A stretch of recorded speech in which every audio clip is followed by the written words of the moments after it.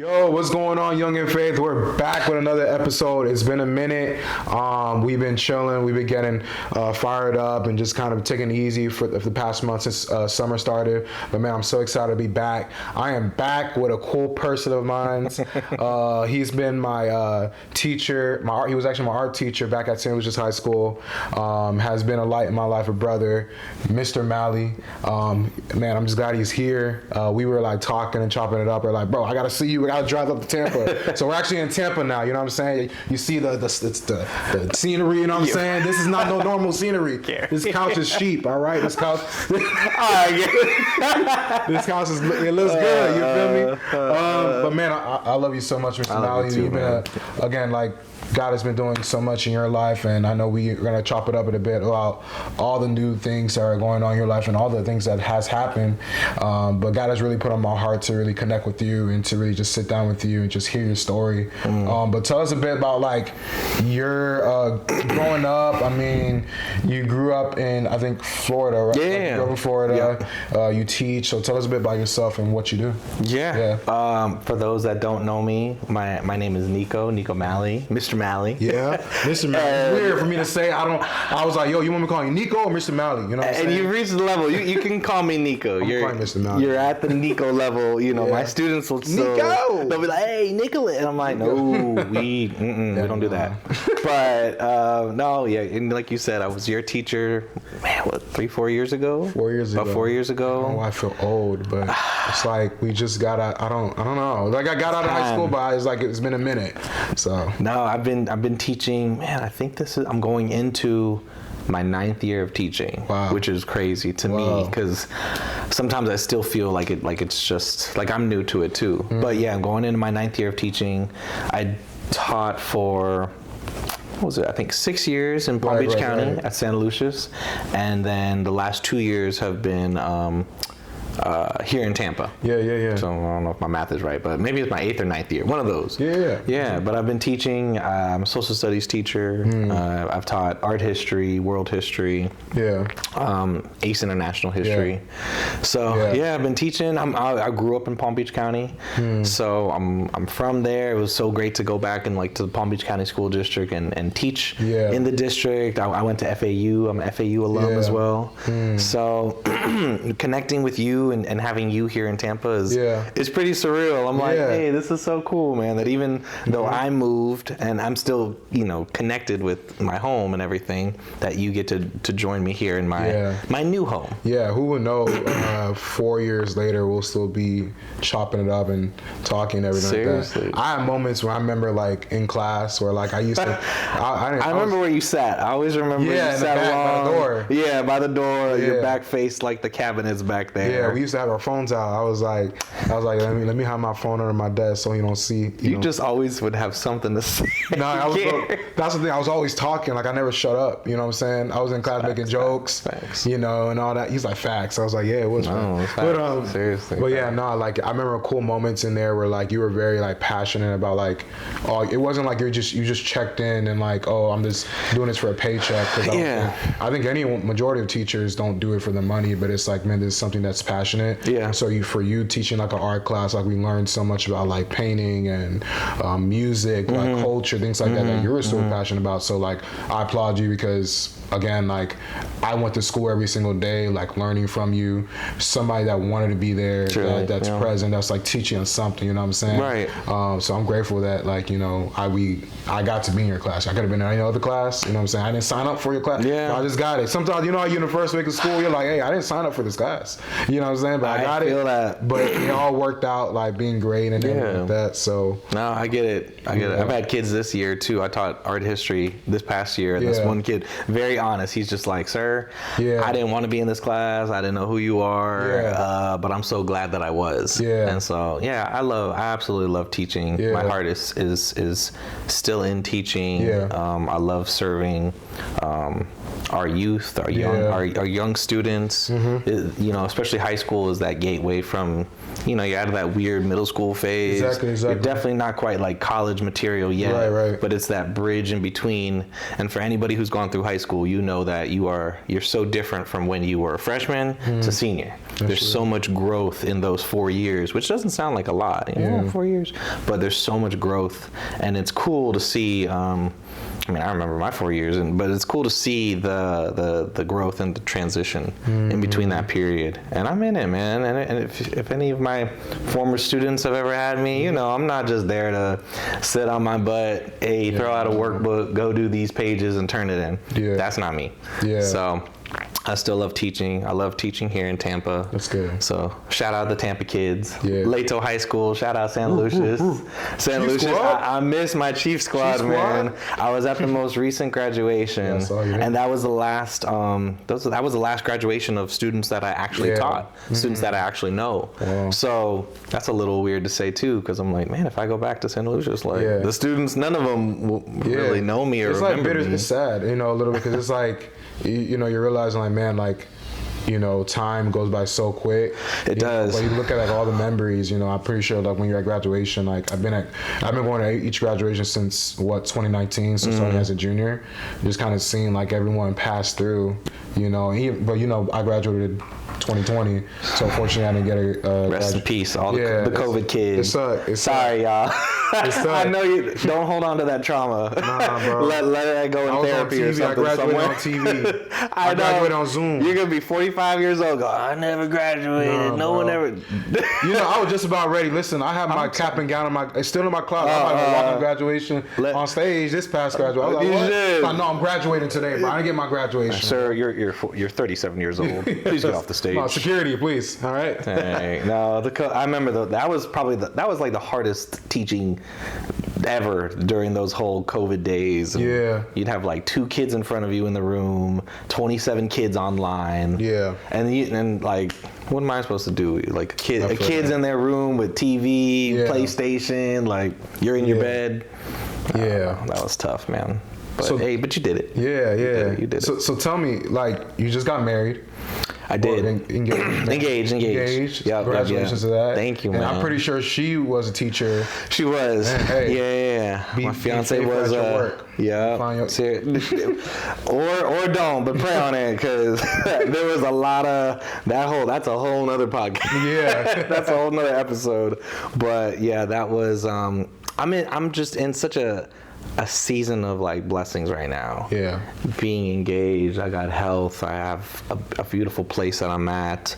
I have my niece with me.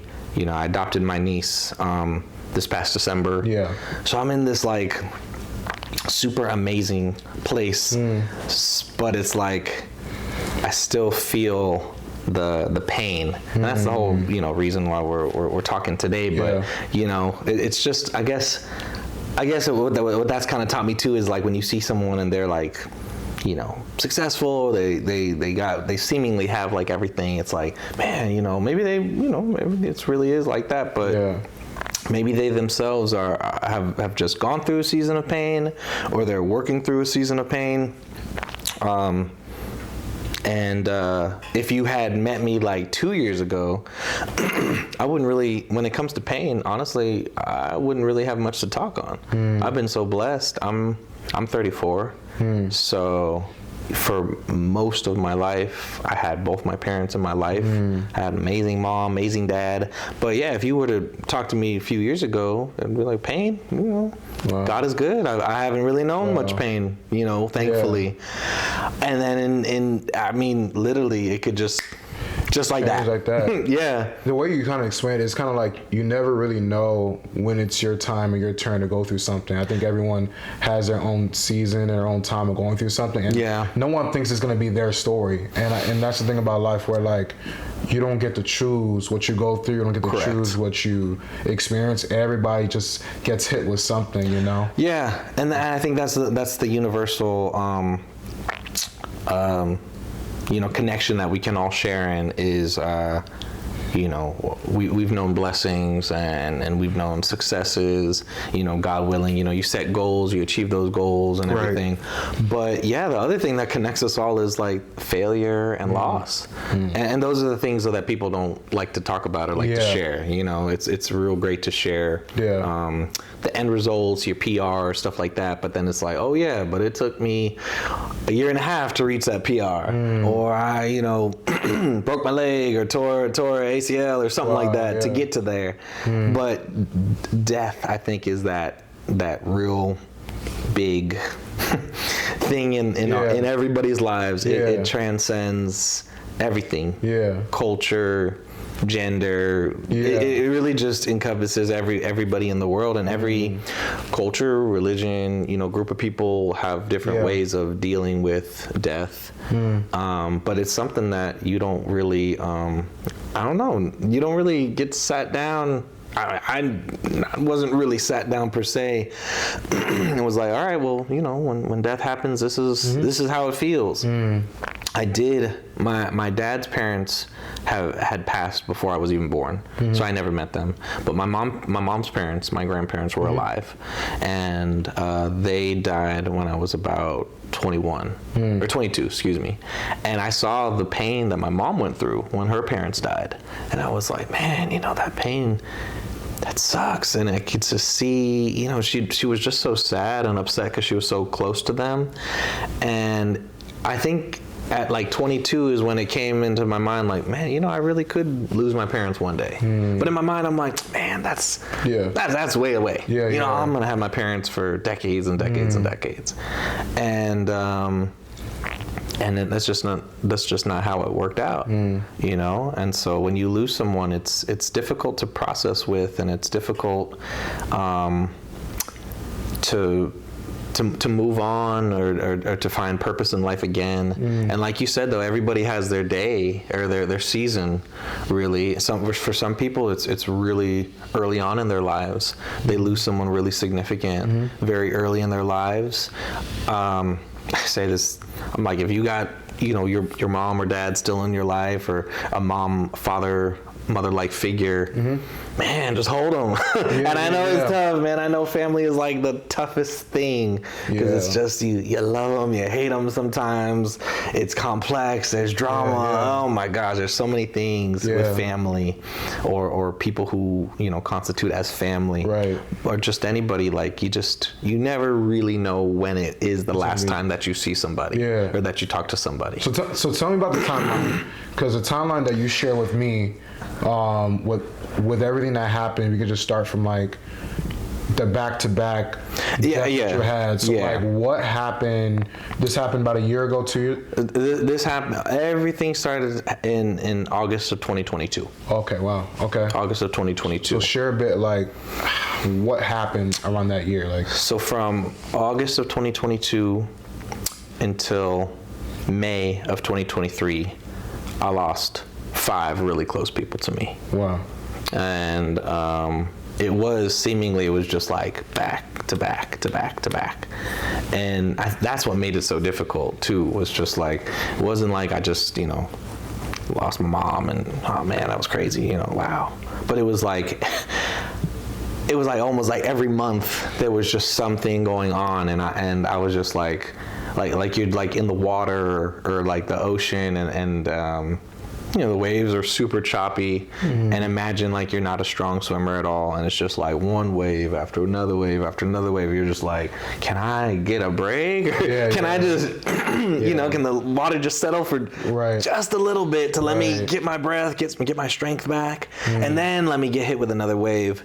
And that's not how life is. You know, you don't get to tell life what to do, you know. And so, yeah, it all started in August. My sister died. Then in January, my dad died. In February, a very close student to me, who was like a little brother, he died. In April, it was my mom's husband, my stepfather. He died. And then in May, my mom died. And so, like, even when I say it out loud, I'm like, damn, like that really happened to me? Yeah. And when I'm going through it, you know, it was one thing, but then even when I'd like tell people and the reaction was just like, wow. And I'm like, oh yeah, wait, like this is pretty crazy. And they're like, how are you doing this? How are you here? How are you standing? How are you? And it was just like, it's not me. Mm-hmm. It's not me. The first with my sister's death, I was like, okay, you know, I can do something about this. You know, there's something in me, and I can just dig real deep and find the courage and the strength to move on. And I'm like, okay, you know, I got this. Excuse me. But once 2023 came, and it was just my dad, my student Edwin, and it was just back to back. I was just like, nope, I have no control over this. And that's when I really like let go of me, I guess, actively trying to do something. I think when someone passes, like I don't know, you feel like there's something you can do. And it's just death is just so definitive. It's just like, you Jesus? You gonna raise up Lazarus from the dead? Right, no, that's not gonna happen. It's just like, there's really just nothing you can do. It's just so finite and just so done. There's nothing you can do. And that's difficult, you know, especially in many situations or predicaments that I've been in my life. There's always something I could do. I'm like, you know, if I just work a little harder, or if I study a little bit more, you know, I can do it. You know, like I said, you find it in yourself. Right. There's a lot of stories and things where the character just digs down deep and you know, trains harder, you know, be in the gym an extra hour. And it's just like, no, this is not something that you can do that with.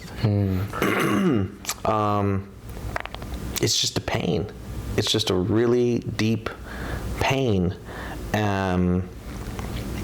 And so, yeah, like as far as leaning in, like with my faith, it was like there was a duality to it, where it was like there was times where I was upset and angry at God, but then I knew the only way I'm going to get through this is to draw closer to Him. So I'm like, dang,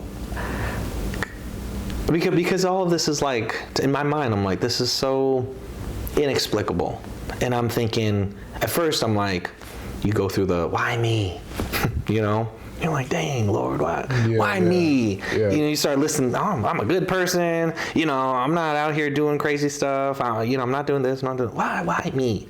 And that whole, you know, why do bad things happen to good people? And it's not necessarily, you know, God's not a puppeteer. God's not controlling us from above. Making all these bad things, seemingly bad things, happen to me. And that's when you really gotta zoom out, and there's a much bigger picture here. And parts of it I'm able to see, and then there's parts of it I'm not even able to see yet. And you know, I'm still walking with this pain now, even though it's been, you know, about a little over a year since my mom passed.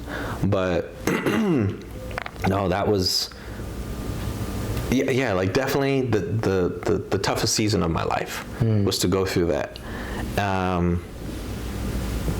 And so, yeah, with that being the timeline, I was still, you know, I was teaching. I was a brand new teacher here in Tampa.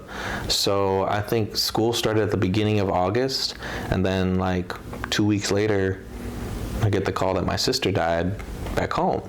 And I was like, what? So I left here, drove back home, was there. Some months happen, you know, going through like Thanksgiving, Christmas. All right, cool, okay, kind of. I'm like 2023, you know, every year is your year, right? So I'm like 2023, man, it's gonna be my year, you know. You know, my sister passed in August, but 2023 is gonna be my year. Yes, I'm gonna reclaim it. And then out the gate, Martin Luther King Jr. weekend, my dad died, and I'm like, what? And at the beginning of the year, I got word that Edwin was in the hospital. So I'm like, dang, Edwin's in the hospital.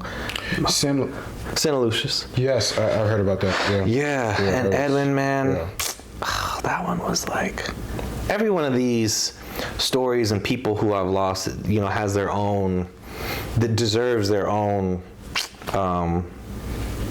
conversation, I guess, in their own right. But man, Edwin was just, I miss him so much. He was such a light. I mean, he had just turned 20 in the hospital. He had just turned 20, and nah, man, it's just. And so I've lost, the people that I lost were young, older. Some had no health conditions. Some had health conditions, and so it just goes back to two of them were like, well, 3 of them were like accidents. Others were like some, long-term health issues. So it's just that we're not called to live in fear, walk around, when knowing or not knowing, is it my time? Is it my day? But I guess that cliche of like living the day as if it could be your last, because you really don't know. You really don't know. A lot of people go to sleep every night not knowing that the next day is going to be their last day on earth. And that's a scary reality. I understand. I get that that's very scary to comprehend.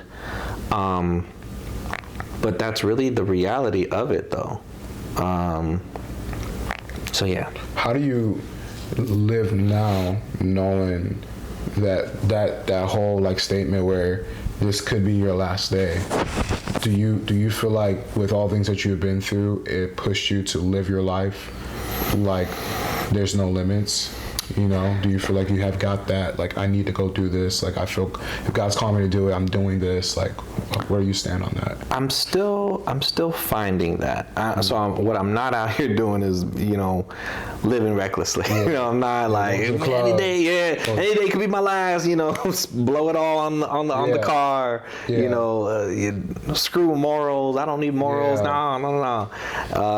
No, you're still called to live.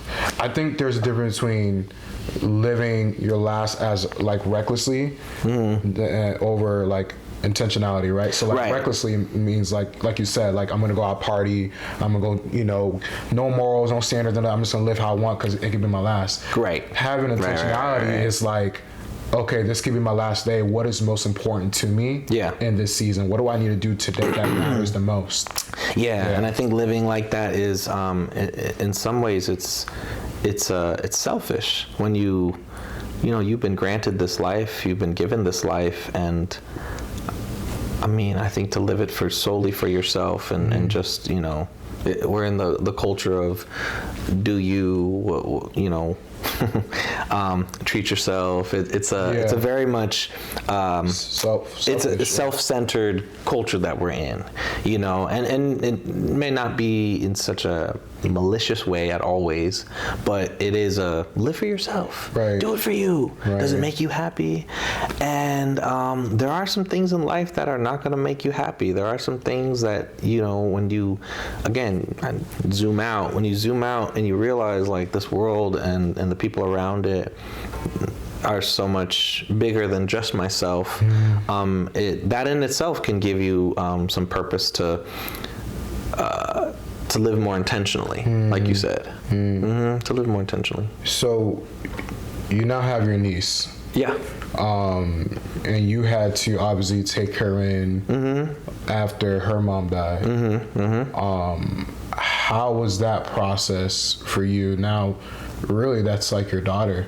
Like you're the guardian. Like you're here. You're the only person in the family that's standing, right? So how did you handle that process? Like how is that going now? How is she doing? Yeah, no, that was, that was a huge component to all of this as well too. My niece was living with my mom. And my mom was living up in Illinois. So this time last year, after my mom had passed, I was up in Illinois with my brother, cleaning everything out, packing everything to be sent back down here to Florida. My niece was up there as well. My niece is 7. So she just finished up first grade. But yeah, so that was the other component to all of this, is like, not only have you just been hit back to back to back, but then it's also, well, you have to care for somebody now.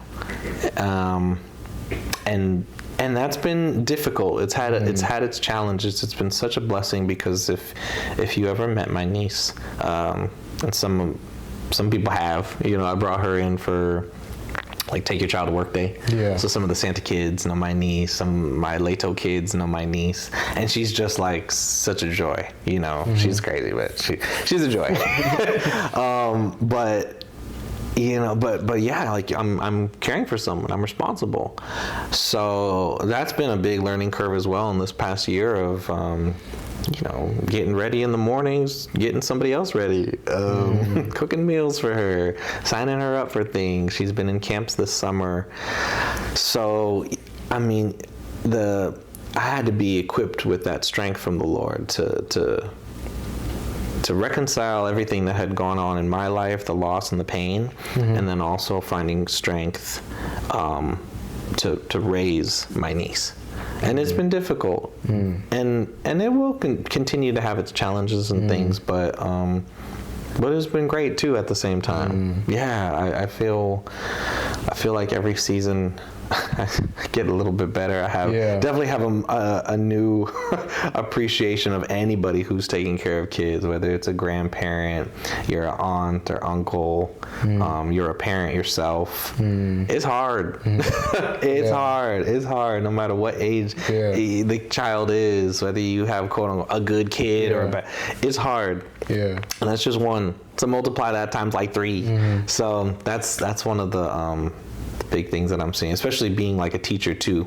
I'm a teacher, so your parents and guardians entrust their kids and send them to school. So I see them, but then now I'm on the other side and I'm like raising a young girl, and I'm sending her off to school.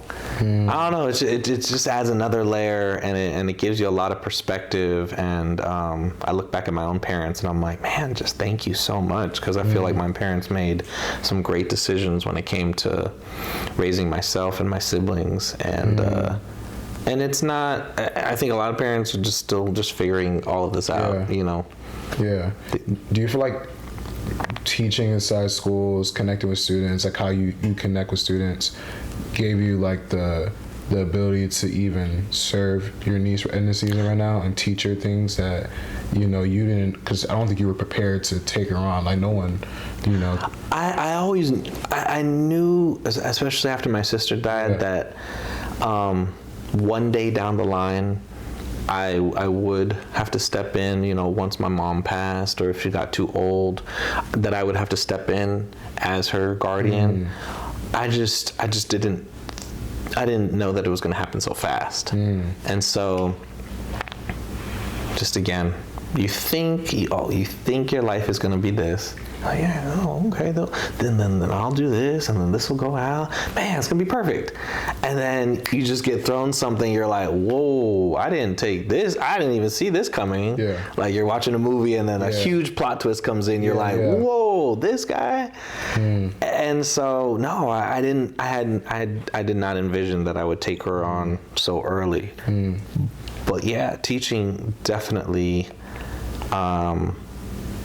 has helped. It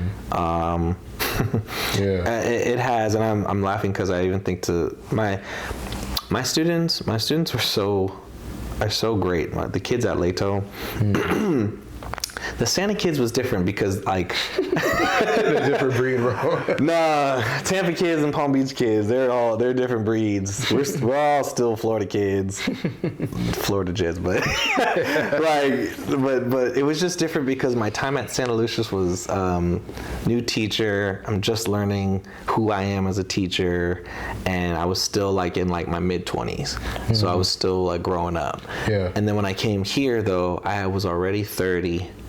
And then all this happened. So my Leto students saw me go through all these things, because you got to think, here you are, a new kid, you go into school, and then 2 weeks later, like your teacher's not there. And then I'm not there for a few days. And then I just come back and all my students were like, Mr. Maly, where were you? I'm like, well, my sister died and I had to go back to Palm Beach. And they're like, oh, wow.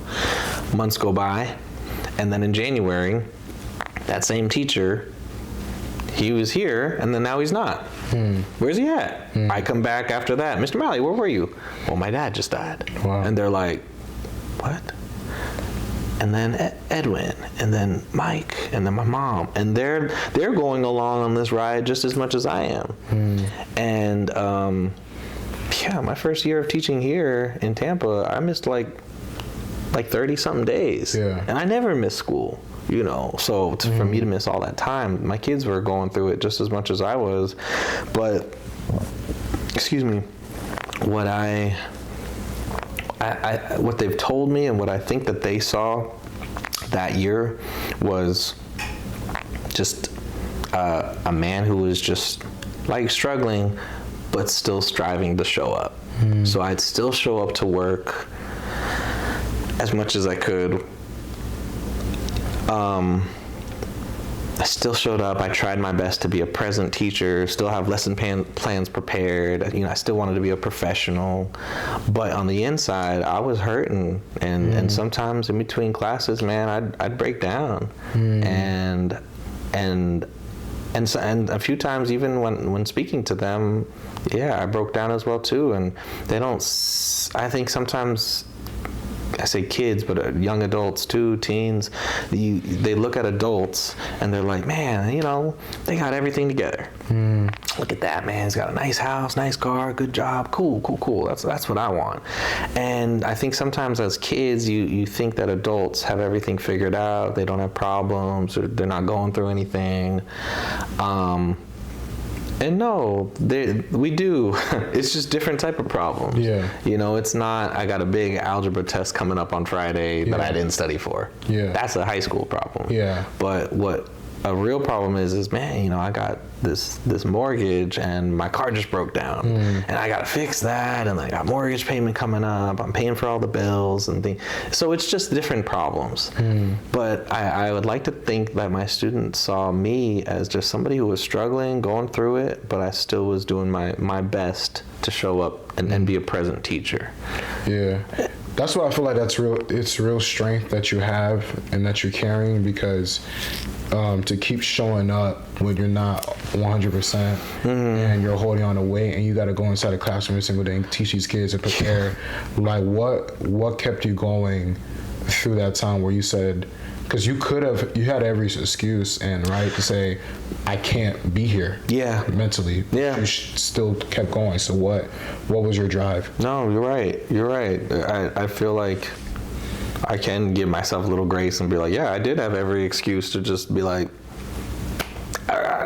there were times too where I was like, man, we could just leave and go back home. But I'm like, that's not solving anything either. Your mind goes through all these things. And so what gave me the drive was that I knew that like all this pain had to be for a purpose. And I didn't want to just throw in the towel, so to speak.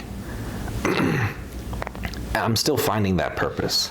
So don't think that I'm here like, no, I'm still very much in the pain, but it's getting better. It's getting a little bit easier.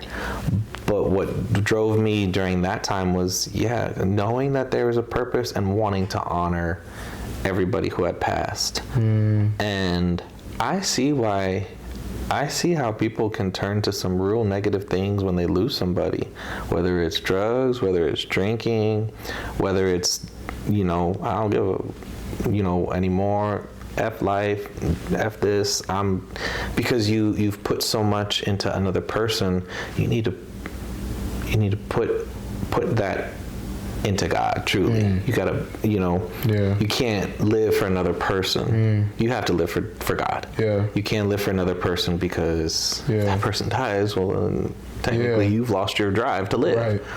And so I wanted to continue to honor my parents, my sister,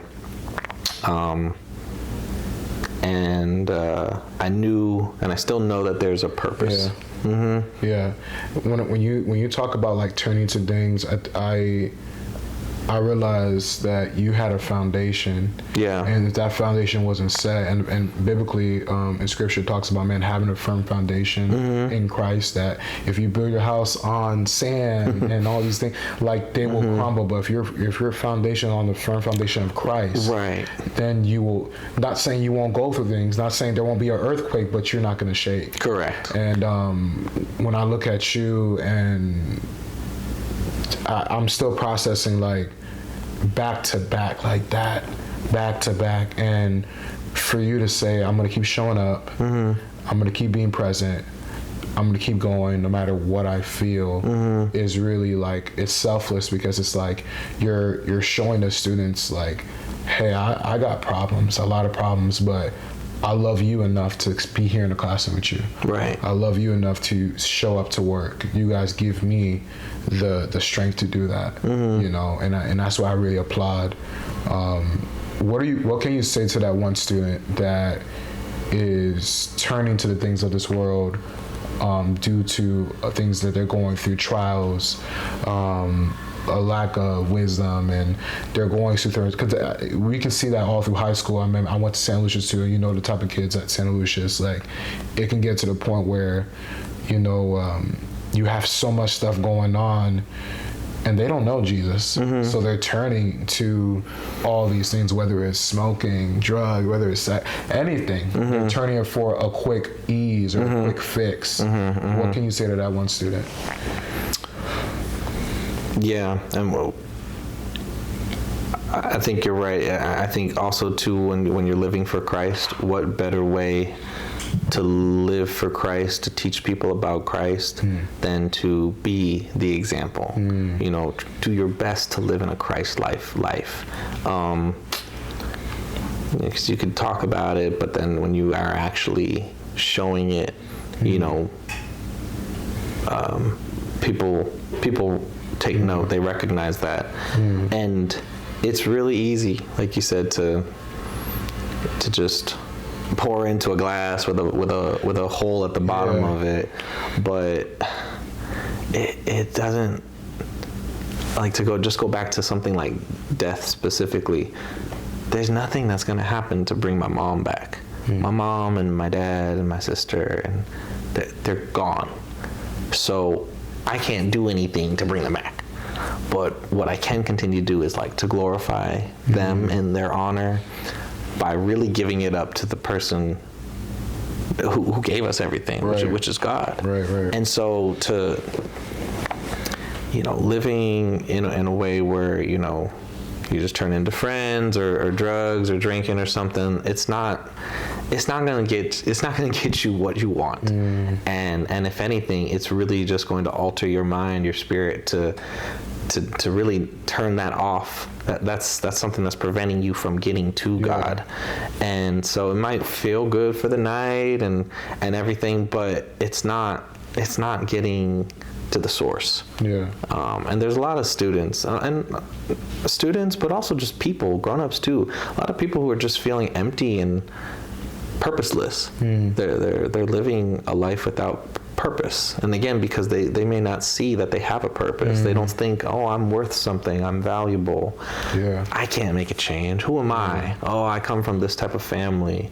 I don't have a lot of money. I'm this, I'm that. I can't. What am I gonna do? All that glory and purpose is meant for somebody else, but not me. And it's like, no, it is meant for you. You know, but you are. It's not a genie. God's not a genie. You don't rub the magic lamp and go, oh God. Oh God, give me that car, please. That's not how it works. So following Christ is hard. It's not easy, but it's going to require your work. But you will be taken to places that you can't even fathom. And that's something that young people, high school kids, I mean, if you're close to Jesus, stay connected, stay grounded. follow Young in Faith. Yeah, you're doing right? You're doing such amazing things, Gary. Because you're going into the lion's den. It's a tough place to go into and try to reach students, reach kids, and but that's like they're trying to. They're yearning for something, but when they realize, I can't get it from that music, the drugs, that makes me feel good, but it's not really even giving me what I truly want. Drinking's cool too.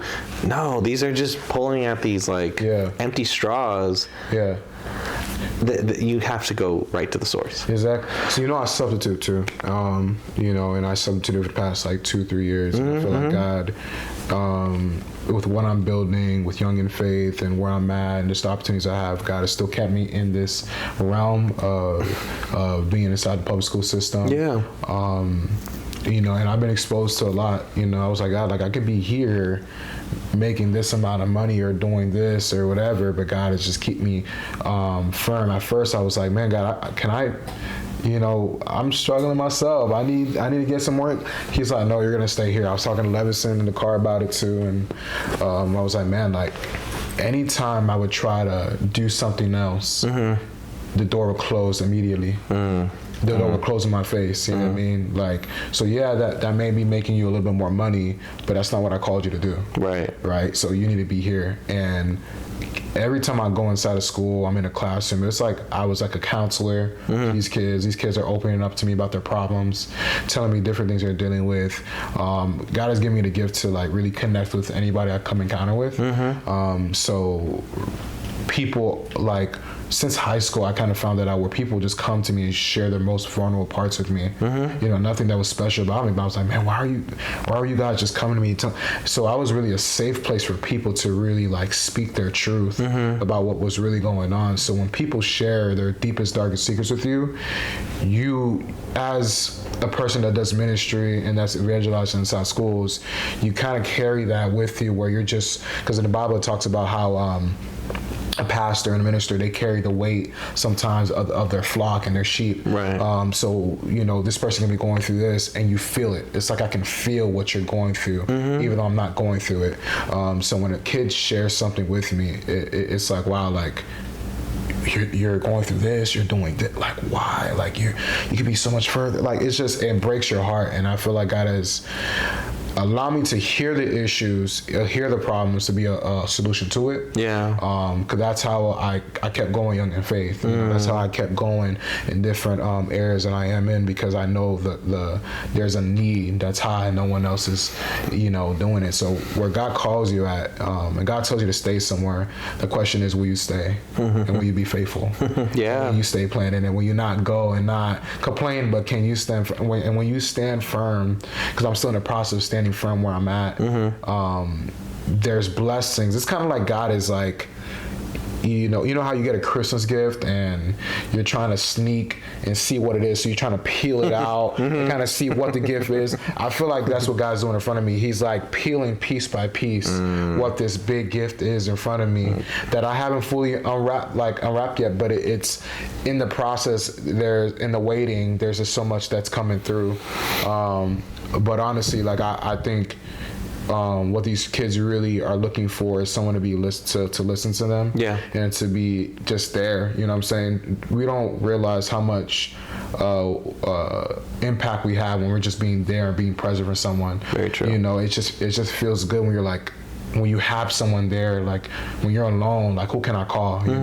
I've been blessed to say, you know what, if I'm going through something, I got about a couple good mentors from my church that I can call, or a good friend I can call, you know what I'm saying? Right. But also, I went through a season where sometimes not everyone's gonna pick up the phone when you call them. True. Not everyone's gonna, not saying they don't care about you, but life is life. Life is life. People are busy. So when people don't pick up the phone, people don't call you back, or you don't get the text or whatever, what are you going to turn to?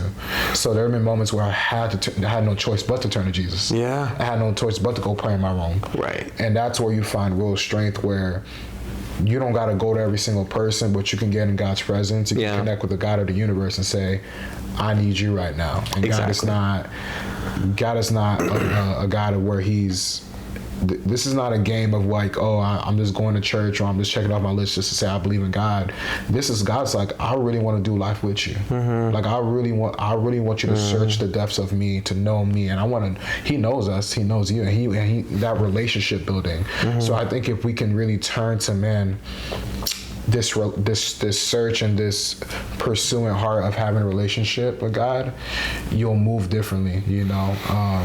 And that's what I've been learning. I agree, and I applaud you, Gary, for understanding that, learning it, applying it at such a young age, because I feel like that's something that I'm, you know, working towards and working on. You know, God can't be, well, you know, he didn't pick up. Let me go to God now. Yeah. God can't be like fifth on the list. Yeah, you know, we got to turn that list around. God's got to be first. So, let me call my brother. Let me call my sister. Let me call my pastor. Yeah. Let me call my best friend. You know, we put all these people first, and then when all of them are, I don't like his answer. I don't like what he said. Yeah. No. Well, okay, let me go to God. Yeah. No. God's got to be first. Yeah. And I'm speaking to you. I'm speaking to myself, though. God's got to be first. And I agree that a lot of people are just, they're looking for somebody, and they're looking for that support. Yeah. You know, they just want to be heard sometimes. I've had so many students throughout my years, they'll tell me something real heavy, and in my mind, I'm like, ooh, gosh, what do I, it's not up for me to fix it. They just needed a little somebody to, hey, can I share this with you in a safe place, and sometimes it's just, hey, I'm here for you, man, that's it. And they're like, okay. But again, though, too, that's just as much as drinking or drugs is just a temporary release. That too, embrace is a temporary release. To get it, go to the source. The source of that light is God. So even just Mr. Maly understands me. That's nice. I'm not living your life with you, though. I'm not with you at all times.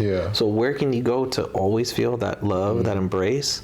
Is God. And there's a lot of numbness that goes on around, you know what I'm saying? So when you're dealing with I actually had a passing in 2020 with my aunt, one of my best aunts, very sudden death. You know, she died in her sleep, you know, middle age, like healthy, you know, all those things. But it was very shocking to the family because nobody thought it was going to be her. Nobody thought it was going to be her, you know what I mean? I thought that there was another aunt or another uncle. I was like, well, I can see them going first, but had I not, I remember I got the call, I just hear yelling in the background, people crying, you know, I'm like 40 minutes away, I'm just got in my car rushing home, and I remember that week of just waiting, like she's on life support, so is she gonna make it?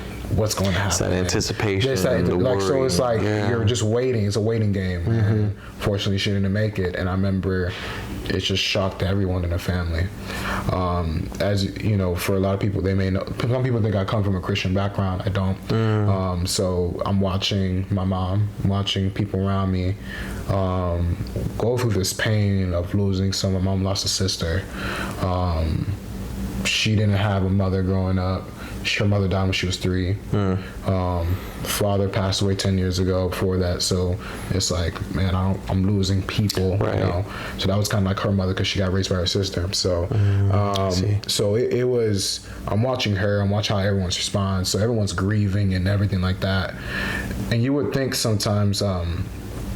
You know, sometimes I do believe you have to come to the end of yourself to find. You know, yourself and finding yourself in God. But sometimes watching certain people in my family, to be very realistic, like I was like, okay, maybe this is a wake up call. Because when you experience death, you're like, this is serious. I need to give my life to God. I need to follow. But that's not how it happened. So I think there was, for sure, a numbness still in there where I have no hope anymore. There is no hope for me. Like, this happened. I'm just gonna keep living how I live. I'm gonna keep doing what I want. And I think breaking out of that numbness is really coming into that agreement with yourself and the Spirit, the Holy Spirit, saying, man, like, there's only one way to fix this. There's only one way to get through this, you know what I mean? And you can keep going back to this one thing, you can keep going back to this place, but there's a God-sized hole that only God can fill. Nothing else can fill it in this world. And I am at a stage in my life where, giving my life to Christ early in my through high school, being a freshman, you saw me. I was doing first bar. Kind of my dedication to high school was towards that, and there was a lot of things I had to say no to. There were a lot of things that I had to steer away from, and it was kind of like, because of the call in my life that I still didn't understand, but my mentors and pastors saw it on me. It was a hedge of protection over me, or even though I wanted to go this way, it's like, no, you're not gonna go anywhere, right? Because you're too important to the kingdom, And I say that all to say is that, man, like, there's just so much, like you said, there's so much benefits and plans that God has for us, and God wants to. Everyone has the love of God. Everyone has received God's love. God loves everyone. Now we get to choose if we want to partake in that love. Right. We get to choose. Like, we have free will to say, man, I want to be a participant in God's will or not. But to say, to really come to closure, like, man, like, I am a son of God. Where I get to partake and go on this journey with him and this plan and really do what he has called me to do, you know what I mean? And yes, I have gone through things. Yes, I have been through things, what I'm saying? I have seen a broken family. I had to live through that through high school, kind of not having 100% parents there. Like, I've been through that. But to know that, man, a relationship with God has fully fulfilled that part. I'm not saying everything was perfect, because you're still going to have moments. You're still going to cry. You're still going to have different issues. But again, foundation. That foundation is where it's at, Exactly. Exactly. When you have that foundation, and it's never too late to get that foundation either. Whether it's you, and people go, oh, well, man, that's nice, but Gary got that when he was young. Good for Gary, but it's not. I don't have it. Like you said, you don't come from a Christian family, or even fast forward about 10 years older than you. I'm 34. 44, 54, 64. It's never too late to get into God's glory. It's never too late. There's not a door that's shut and God's like, sorry, man, you missed your window. That's true. You had until you were 50 and that window's closed. No, and even in the last 3-4 years of my mom's life, and I mean, my mom drew closer to God than I ever see her before. And even in my mind, I'm like, wow, my mom's really like, she's never been this on fire for Jesus before. She's up every morning. She's in her Bible. She's in her word. And I'm like, wow. It was inspiring for me to see that. And so, that's a great message, though, too, is like, the foundation, it's never too late to establish that foundation. It's never too late to give your life to Christ and to say, you know what, God, I've tried my ways, and I've heard this, of doing things your way gets you like your results, but doing things God way gets you God-like results. And people have, maybe you're not in that season, you're like, okay, whatever. But tragedy, pain, struggles will happen. Not a when, or not a if, but a when they happen in your life. And do you want to draw on your way? Because your way, it might get you a little something, but it's not gonna fully heal you. And there's some great things that you do. Whether it's I got into therapy as well. You got to be eating right. You got to be living like a healthy lifestyle, and that's all going to add into it. But it's you can't get saved like the practical things. The practical things. The practical things of you can't get saved just going to the gym every day. Like, that's great, that's nice. Eating healthy, that's great too. Getting into therapy, that's great too. I'm a big advocate for therapy as well. Once you find the right therapist who's for you.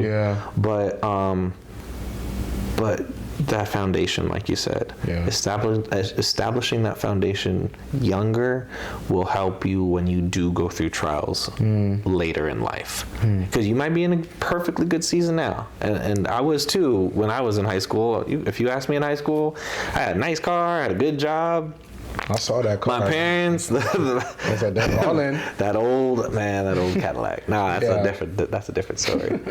It was great. So if you were like, you know, hey, high school Nico, you know, what, you going through anything? No, I'm great. My life is perfect. You know, I love it. But I didn't know that 15 years later, you know, that I would not have my parents or my sister or, you know, these other individuals. So again, it's not meant to scare people into like, who am I gonna lose?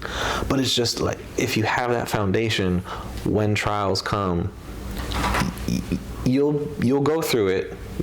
You'll feel that emotion, that pain, but you'll always go back and you go, oh man, but I'm covered in the blood.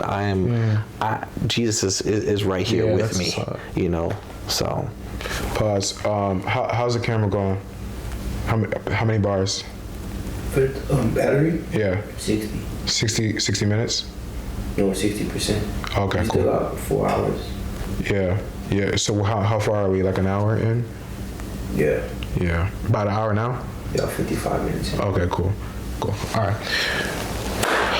Yeah. That's good. Tell me where you're at in your healing process now, and like how has the church been a light in your situation? So, like where you're at in the vulnerability from that, because I know like you can still have Jesus, but still feel the exact pain and the nights of crying.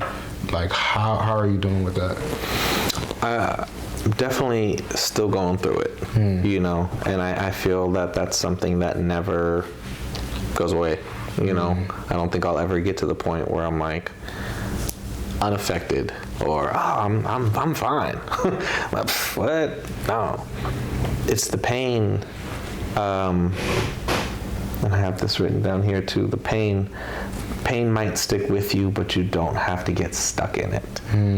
I'm doing what I can to not get stuck in this pain. I don't want to think of this as, well, you know, and then I lost everybody in 2022, 2023, and my life was over. No, this I want to catapult me, like you were saying, into just opportunities. And again, I still don't even know what those are. I was even feeling this summer to be called or not called into a direction, and I had to, you know, make that decision to just sit where I am, you know, stay, don't move, be present. And I'm still healing, you know, the Father's Day and Mother's Day, when those come up, man, it hurts. It hurts. I laugh because I'm like, it hurts though. And I have some amazing friends that I've had for decades, and they still have their parents. And it hurts to see them with their mom and dad. And you know, I'm in a great season now, being engaged and everything, but it hurts that my parents aren't there to see this and to be a part of it. So that pain will always be there, but it's getting better. It's getting better. The church is big though. We have an amazing church here called Radiant Church, and love Radiant Church, man. I've met some amazing people within the church. There's this one in particular, an assistant principal at my school now, man of God too. He helped me so much as well. He lost his mom around the same time that I did. He's just a little bit older than me, but he lost his mom too. And so speaking to somebody who had gone through a similar situation, he was teaching world history at that time too. So finding some godly people here in Tampa has been great. You know, it really does help keep you grounded, keep you close to your faith, you know, help you to, when you're just not feeling it, there's sometimes where you're upset, and like, like we, you know, you just need a hug sometimes. That's it. Sometimes you really just need that, and you're looking through old pictures in your phone, or you're like, man, are you thinking this time last year, man? You know, holidays, things like that. Those moments, those will always sting a bit. But I'm still working through it. What can you say to that one person that feels necessary to isolate themselves versus join a community? Because I think people think that they can self-fix themselves, or isolation may be the key. But again, you found so much purpose in a church community. Why do you think it's, you know, so important to have that community established? I think that sometimes you may need a little isolation, which is okay. I like that. I think that's fine. I think it's okay to isolate yourself sometimes. But you're not meant to stay in that space. You're not meant to just completely isolate yourself from others. And I know that it can be nerve-wracking, or you think, man, you know, no one's going to understand me. I myself I've found people who've lost others, but it's kind of hard to find. This is such a unique situation. It's hard to find other people who've lost so many other people within like less than a year time frame. But excuse me, it feels so good to open up, to talk with others, to hear their experience, to share. Sometimes it's so easy to, at first, like to share with like some strangers sometimes. I've found that, honestly. You ever like find yourself just like, I don't know, talking to like some random person like at a bus stop, or like, I don't know, and because in your mind you're like, man, I'm never gonna see this person again. So you're like, you know, I'll just talk to you about it, and you know. Sometimes it depends on the person. Sometimes it's easy to open up to people, but I know that a lot of times it's very difficult. But if you were that type of person to really isolate yourself from everybody, God doesn't call us to go through things alone. You know, you're not meant to go through tragedy and pain by yourself. You know, it might not be the exact situation that you're going through, but again, us all being humans, like, somebody out there knows the pain that you're feeling.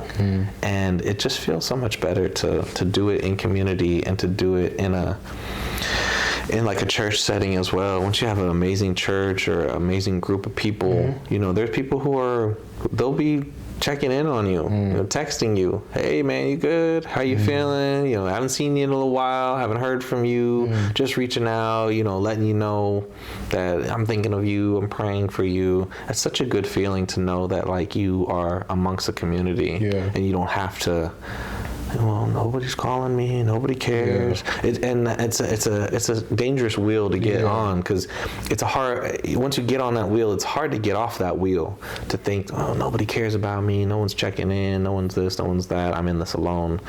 You're not, though. So, but like you said, sometimes you'll just call people and they might just be busy. People have lives and other things, but God's never too busy. God's never like, oh, just hold on one second, I'm just or, oh, guys, I saw your text and I got busy. You know, my bad, man. I texted you the next week. No, God is always there for you, any time of the day, morning, night, whether you're feeling good, whether you're feeling bad. But again, He's got to be first, though. It can't be, let me try all these people, and then at the bottom of the list is God. You got to reverse that. God's got to be first, and then you can check in with others, you know. And everything you do, you put first the Lord. You shall soar, right? So, you know, I think sometimes you gotta fall sometimes to understand. You know? But you know, once you get back up, you're like, all right, God, let me try God now. It's like, oh wait, I should have tried you in the beginning, you know. And again, once you start on that path, I think we make it too complicated sometimes in life. We complicate things. Like, you know, yes, God is because we look at the physical sometimes. God is not this God that's here physically in the room, but he is here spiritually in the room, right? And sometimes because out of not, impatience or kind of like, man, I want God to come through this way. God's going to come through the way that he needs to, right? Because he knows best, right? Right. So I think that's the beauty behind it, where you got a dad that is looking after you and wanting you to. No one else wants you to flourish more than God, right? So I think God sees every situation. He sees every trial. He sees everything, right? Does it hurt him to see us? We live in a fallen world. I want people to understand that the things that you experience in life, whether it's loss or grief, whatever it is, it's not, oh, God made that happen. We live in a fallen world where bad things do happen, a world of sin. So things do happen in this world where it's unexplainable, right? Like no one has the answer why God may allow certain things to happen. But I know God enough to know that, man, everything that we go through is being worked out for a greater purpose. Yeah.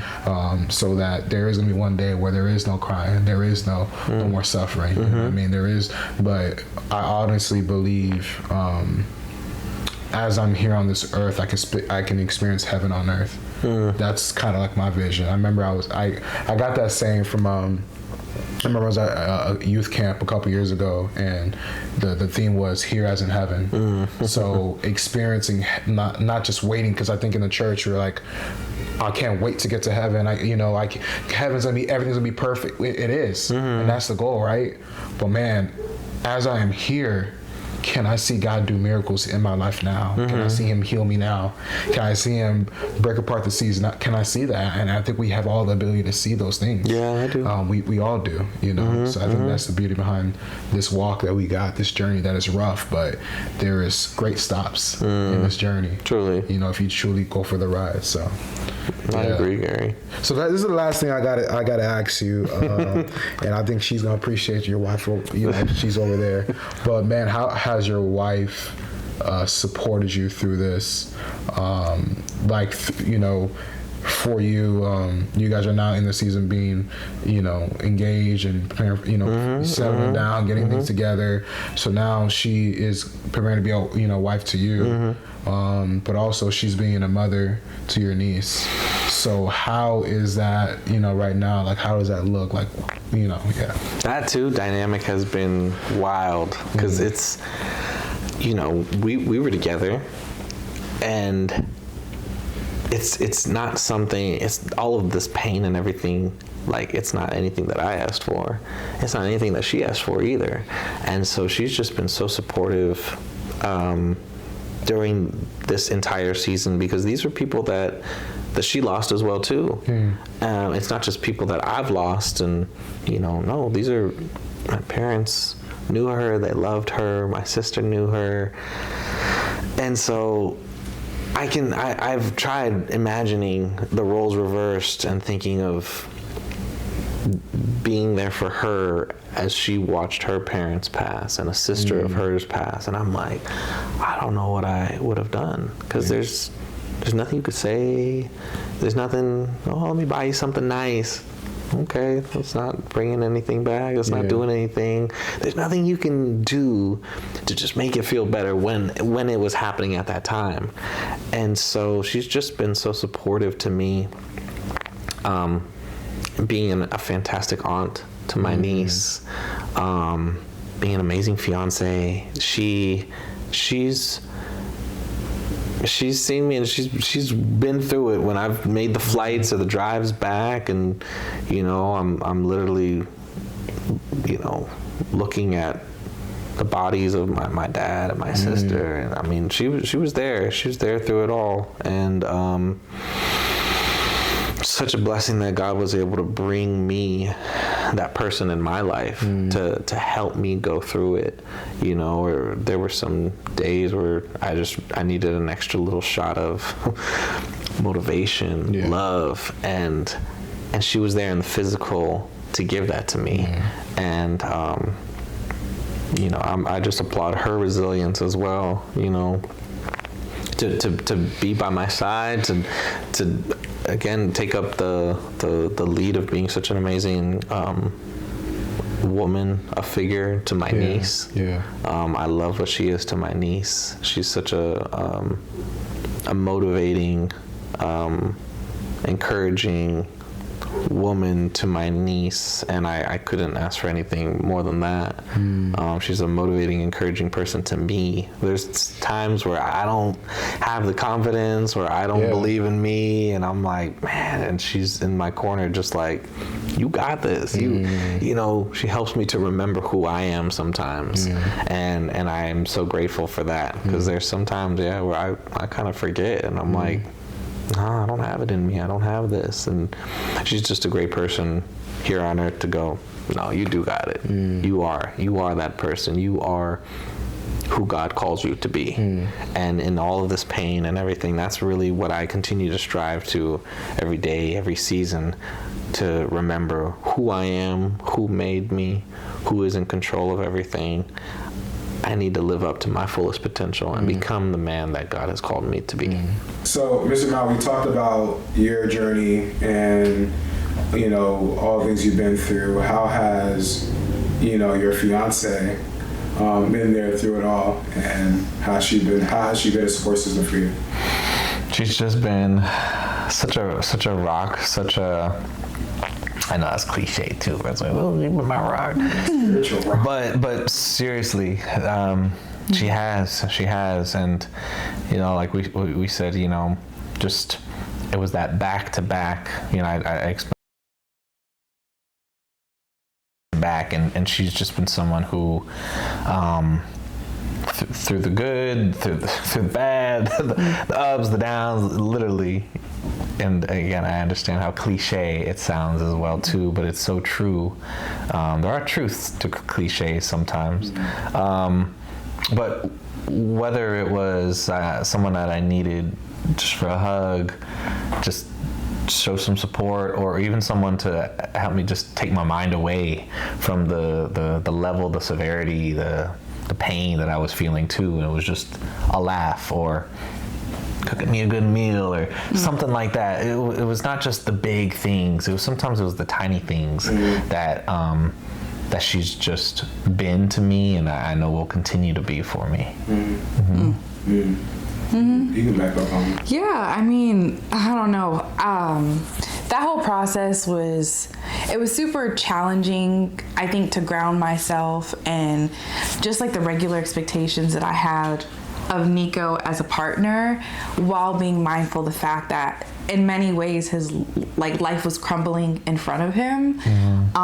But I tried my best. I did my very best with my family and my mom and my sisters kind of being in my ear, like, you need to shift who you are to him and be a grounding piece for him so that he can look to God. And I think that honestly that was the most important thing. Like, I was explaining to our niece earlier, like, okay, what's the purpose of this? Well, we're trying to explain how through the loss of all of our loved ones, through all of his life, big important ones, Tio Nico was able to run to God. And that's just what I tried to do, was like, okay, let me be able to position you in a place where you can look to God. Like, I'm going to pray for you. I'm going to be there for you. I'm going to support you. I don't know how to do all of this because I've never experienced myself, but how can I just be a shoulder to lean on? I can't be God for you, but I can just try to show you the grace that God would want to give you in human form, so that you can experience him in a spiritual way. Right. Through any relationship, I mean, you're never really prepared for what you guys have been through. So, you know, you guys have this vision on, man, this is how our life's gonna look like, but then tables turn, things are in a whole other shift. How did you guys respond to that? And how did you guys work through that now with different perspectives and different changes? It was difficult. It was very difficult. We're still working through. We're still working through it because it's still kind of like a well, what is life? Like, you know, I'm 30, he's 34. We're still young. You know what I'm saying? And so what we thought life would be entering into the season and what it is, it's like, you know, when we make plans, like, Jesus really be laughing because he's like, no, like, there's a different responsibility that you have. But I didn't mean to cut you off, so please. No, it's still working through it. We're still working through it right now. Right, we thought life would be this, and it's not. It didn't turn out like that. So it takes communication from us, communicating these things, and it takes us, you know, having grace for each other. You know, where in any relationship, she falls short, I fall short, no matter what. But it takes communication. It takes grace with one another. A godly therapist. A godly therapist as well. Yes, it's so important. Yeah. Just to help us facilitate conversations that may not be like. For me, I'm always willing. That just as men, I think for men, it's not encouraged. And so being able to put ourselves in a position, and for him to have the willingness to put ourselves in a position with a therapist who is able to help us have conversations about things that may not be able to occur organically for us. So that's been super helpful. Prayer. And having people pray around us. And then that's what I was going to say, having a community of people, whether it's family, friends, the church, having a community of other people too who can help shepherd over us and pour back into us. Because that was just truly a just incredible time. And man, sometimes I'm like, wow, like, did we really... Yeah. Like, it doesn't seem real sometimes when you go through something really traumatic like that. You look back after and you're like, man, what got me? God. Seriously. That's the short, quick, solid answer is like, well, who got you? Was it just me? No. Did I pick myself up and get me? No, it wasn't the vibes. It wasn't the crystals. It wasn't what you were putting out into the universe. No. When you really look through and you understand what it was only God. It could only ever be God. Yeah. So that's it. Truly. What was like with your guys' relationship? You guys don't go through detail, but like personally, what was something that you guys had to triumph over? I mean, it was like between you guys dealing with, you know, the deaths are aside, but relationally, like what was something that, man, like we overcame this, and this is what was a struggle for us, but now we're here. As far as like through this journey and like things that we had to work through, I think honestly it was just communication. That's what I was like, thinking. Just being able to communicate and me being able to really, really channel the depths of grace, to be mindful of like what you were going through and the expectations that I had in a relationship and the desires that I had for my life, what I pictured for my life, but also like recognizing it's not like Nika was like, oh, today I'm gonna... Like, I didn't want any of these things to happen either. Right. I was just as much traumatized and along for the ride, so to speak. Right. Literally just hanging on during that less than a year, just as much as you were. And so with my sister, my dad, my mom, and Edwin, I spoke on Edwin and Mike. It was just like that. So that communication of checking in of, you know, how are you, how are things going, how can I be, you were at, you know, how can I be there for you, what do you need right now in this space? And like I said, sometimes it was, I just needed to just be close to you and to feel loved, and in many ways too, I was like afraid because all of these people were exiting my life so quickly. I was like, who next? I'm like, it was really like a scary time because, like I said, I don't want to live in fear of. Right. But during that time, I was, because I was like, let me check in on my brother. Is he okay? You okay? Drive home safe. I'm thinking I'm like, dang, I could be next. It was a very scary time. Seriously, it was a very scary time. And so, from our relationship though, that communication and whether it was just to feel that closeness, that love, someone who knows me intimately and deeply, or it was just, hey, let's just take our minds away from this for a second. You know, let's just put on a movie, and for the next hour and 30 minutes, let's just take ourselves away, because life at that point was very, very sad and scary. So to get away from life and planning and flights and funeral preparations and all those things, it was great to get away from those things at sometimes. What's your encouragement to others that are probably walking to similar roads that you guys had to walk through? Yeah. I would say encouragement. You really just have to pray. Like, pray to God, be surrounded by people who aren't going off the fumes of energies and vibrations, but people who are grounded in God's word and can encourage you. And sometimes you really have to die to the expectations that you have for yourself and know that God's ultimate plan, although it may not be yours, is the best, and everything will iron itself out, and you'll be where God needs you to be if you would just lean in a little bit. Yeah, having that foundation, that firm foundation, will truly help you get through anything, even the things that you can't imagine, the things that will come.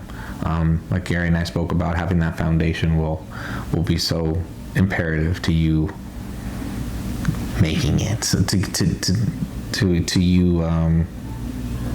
Sorry, I'm blanking. Yeah. Sorry. Yeah. Okay.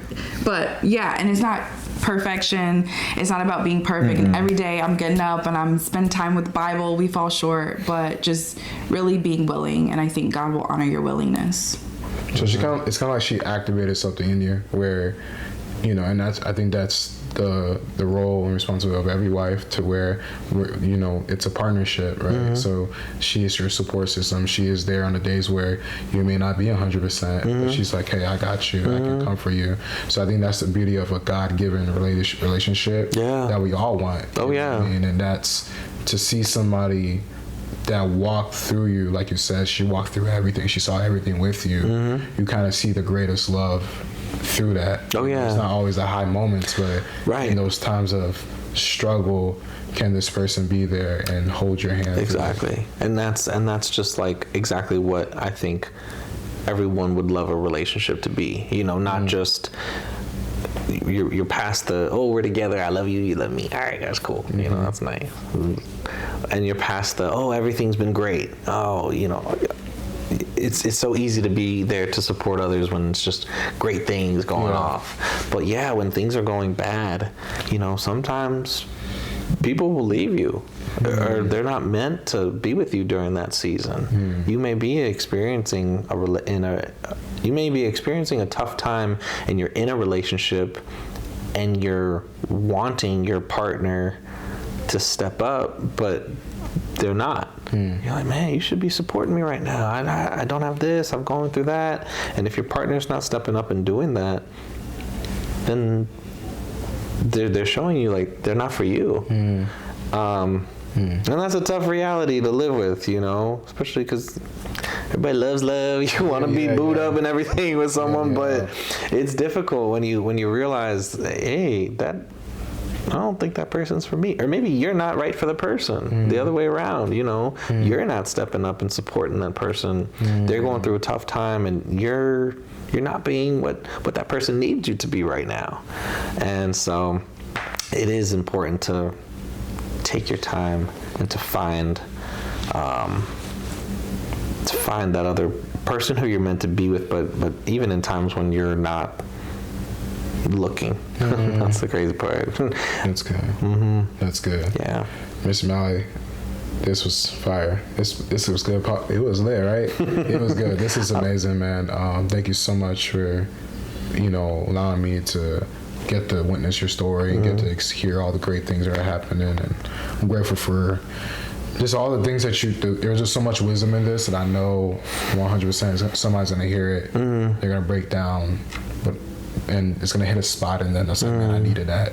So thank you so much for being vulnerable. And thank you so much for being open. You're welcome, Gary. It's going to be amazing. I really do pray that someone who is listening to this can find something in here, whether it's your stories, my stories, another person, a mentor that they have in their life, and just find a little bit of inspiration and just to feel that connection of like, oh, I'm not in this alone. Whatever it is that somebody might be going through.